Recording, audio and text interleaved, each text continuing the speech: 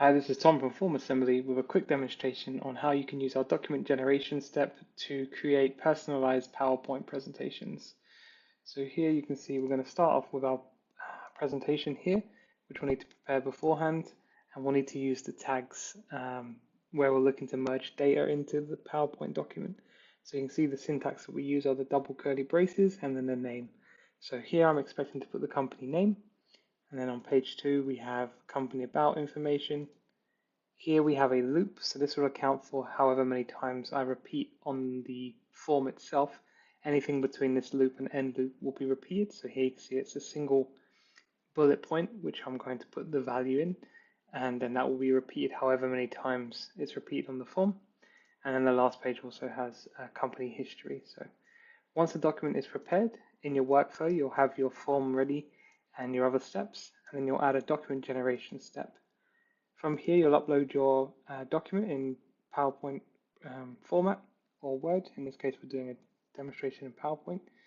And once you upload it, the software will find those tags. You can see it found the company name, about, and history, and then it found the loop section for the company values. So I've just mapped those with fields in my form. I could have chosen to use formulas or variables, but here I'm using a simple one-to-one field to the tags mapping. And here for the repeatable section, you can see it will repeat that tag within the document however many times the company values section of my form is repeated. So how does this look from the user side of things?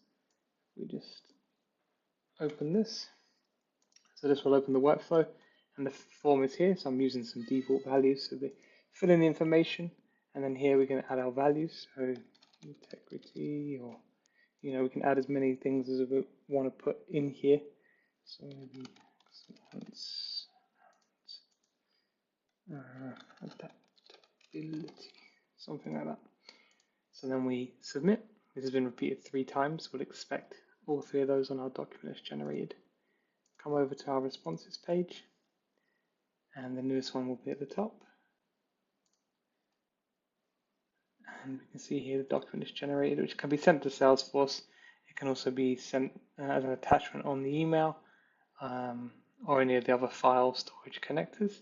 It's just downloading the file now. Okay, 6 megabyte file. So here you can see we've got our presentation, and it's put the information in the title. There's our about information. There was the repeatable for the values, and then lastly the history.